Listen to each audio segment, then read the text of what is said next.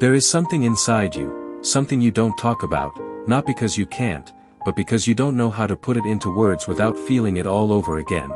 So instead, you choose silence, you choose distraction, you choose to stay busy enough so your mind never gets the chance to wander there. You laugh when you're supposed to, you smile when people are watching, and you tell everyone, "I'm fine," but there are moments, quiet, unguarded moments, when the truth slips through. Late at night, when the world slows down and there's nothing left to distract you, that feeling returns. Not loudly, not aggressively, but softly, persistently, like a knock on a door you refuse to open. You feel it in your chest, that heaviness, that tight unexplainable weight that makes it hard to breathe fully. You don't completely understand it, you just know it's there, and every time it shows up, your instinct is the same, you run. You run into your phone, into conversations, into noise, into anything that helps you escape even for a moment, because facing it feels dangerous, like if you stop and truly sit with it, everything you've been holding back will come crashing down at once. And maybe that's what scares you the most, not the pain itself, but the intensity of what it carries. What if everything you've been taught about pain is incomplete? What if pain was never meant to be something you fight, hide, or escape from, but something you understand? Because pain doesn't just show up randomly in your life, it carries a message, one that you've been avoiding for far too long.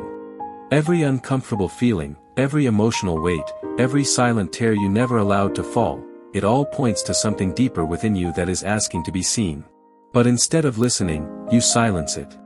You distract yourself again, hoping time will fix it, hoping it will fade on its own. And maybe it does fade, but it never truly leaves. It stays in subtle ways, in your reactions, in your fears, in the way you hesitate before trusting, before opening up, before being fully yourself. Pain is not there to destroy you, it's there to reveal you. It shows you the parts of yourself that need healing, the wounds that were never acknowledged, the emotions that were buried instead of felt. And the more you resist it, the more it controls you from the shadows. But the moment you stop running, the moment you allow yourself to sit with it, even just a little, you begin to take your power back. Because healing doesn't start when the pain disappears, it starts the moment you decide to face it. There comes a moment in your life when running no longer works the way it used to. The distractions don't feel as effective, the noise doesn't silence your thoughts, and the things you once used to escape start losing their power over you. And in that moment, you're left with something you've been avoiding for so long, yourself. It feels unfamiliar at first, almost uncomfortable, like sitting in a room with a stranger you don't fully understand. Your mind starts bringing up memories, emotions, questions you never wanted to face. And your first instinct is still to run, but something inside you pauses this time. Something inside you is tired of escaping. So you sit there, not because it's easy, but because you finally realize that running hasn't healed anything. It has only delayed it. And as you sit with those feelings, you begin to notice something strange. They don't destroy you. They don't break you the way you feared they would. Instead, they begin to soften. The weight that once felt unbearable slowly becomes something you can hold. And for the first time, you start to understand that facing your pain is not the end of you, it's the beginning of something new.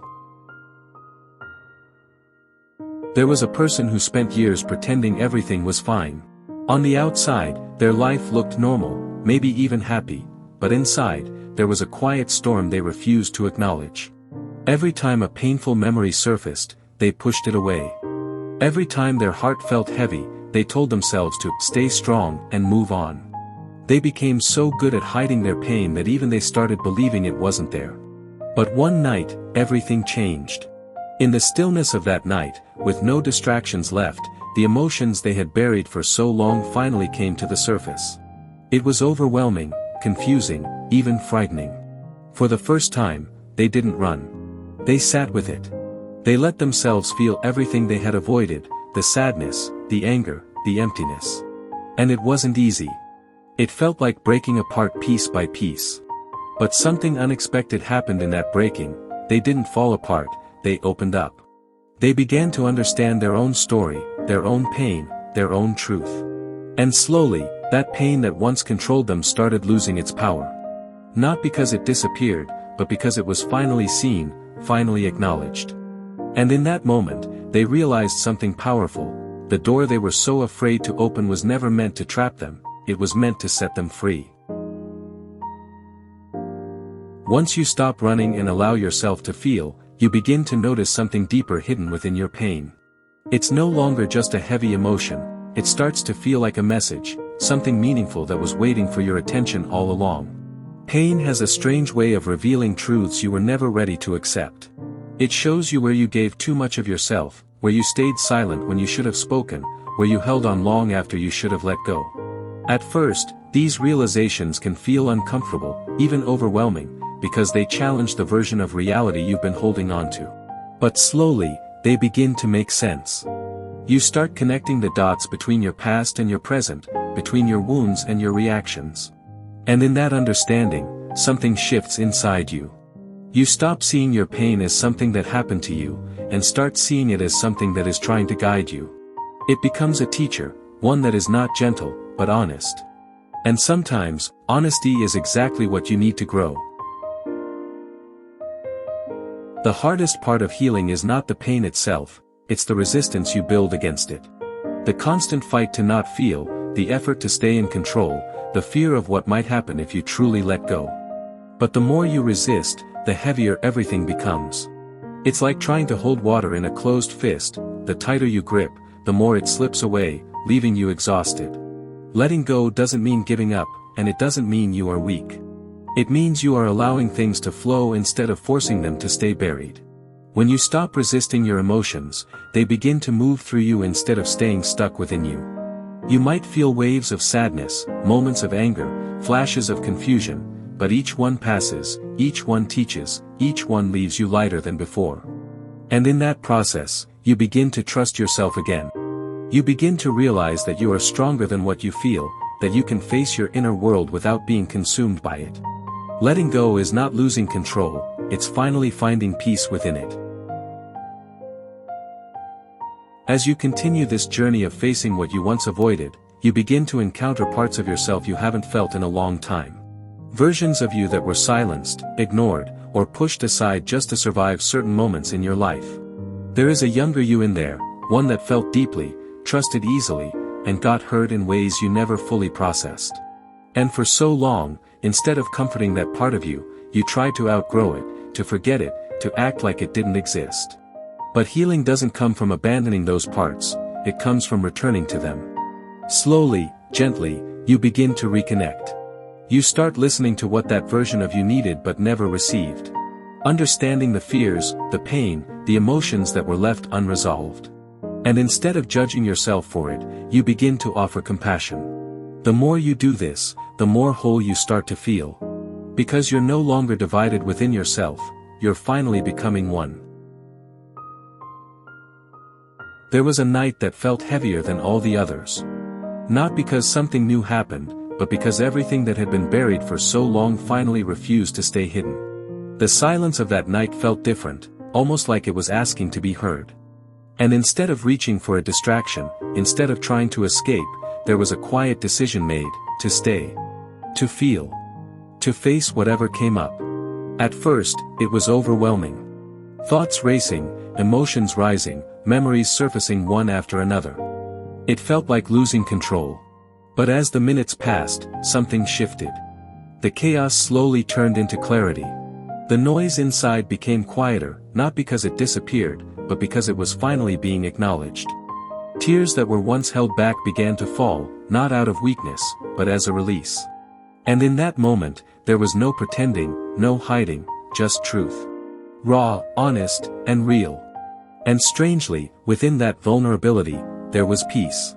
A kind of peace that doesn't come from everything being perfect, but from finally being real with yourself. That night didn't fix everything, but it changed something deep within. It marked the moment where running ended, and healing truly began. After that breaking point, life doesn't suddenly become easy. The pain doesn't magically disappear, and everything doesn't instantly feel okay. But something subtle begins to change. You stop fearing your inner world the way you used to. You start noticing your thoughts instead of drowning in them. You begin to sit with your emotions without immediately trying to escape them. And in that space, a slow return begins, a return to yourself. Not the version of you that was built on avoidance, distraction, and survival, but the version that was always underneath it all. The one that was sensitive, aware, and deeply human. You start understanding that healing is not about becoming someone new, but about remembering who you were before the pain convinced you to hide. Some days are still heavy, some moments still feel confusing, but now there is awareness in it.